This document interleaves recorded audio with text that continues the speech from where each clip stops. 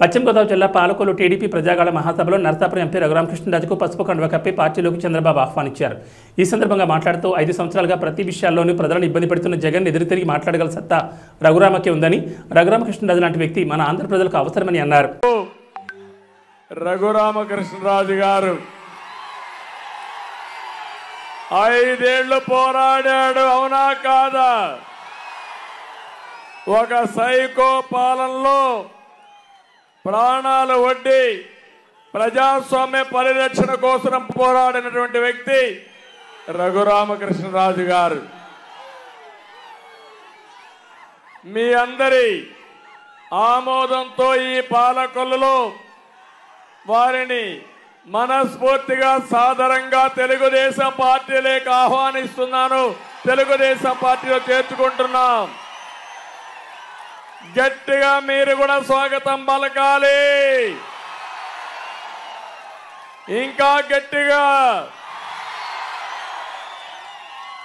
మనం ప్రజాస్వామ్యంలో ఉన్నామా లేదా అని మిమ్మల్ని అడుగుతున్నా. ఒక ఎంపీ తన నియోజకవర్గానికి రాకుండా చేసిన దుర్మార్గుడు ఎవరు? ఇది న్యాయమా అని అడుగుతున్నా మిమ్మల్ని. ఏం తమ్ముళ్ళు, న్యాయమా అని మిమ్మల్ని అడుగుతున్నా. ఏమమ్మా ఆడబిడ్డలు, న్యాయమా అని మిమ్మల్ని అడుగుతున్నా. మీకు ఆమోదయోగ్యమా అని మిమ్మల్ని అడుగుతున్నా. ఏంటి అరాచకం, ఏంటి సైకో పాలన?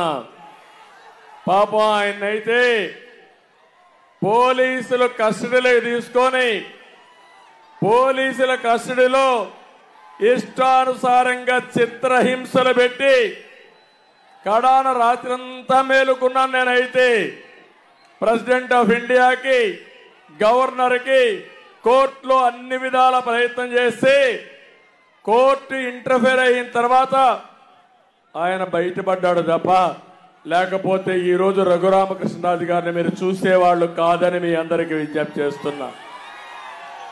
అందుకని ఈరోజు మీ అందరికీ ఒకటే విజ్ఞప్తి చేస్తున్నా.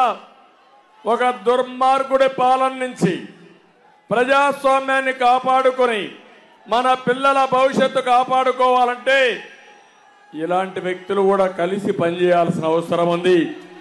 అందుకే మీ అందరి తరపున మరొకసారి తెలుగుదేశం పార్టీలోకి సాదరంగా ఆహ్వానిస్తూ సభ ప్రారంభించే ముందే వారిని పార్టీలో చేర్చుకుంటున్నామని చెప్పి తెలియజేసుకుంటూ వారికి అందరూ కూడా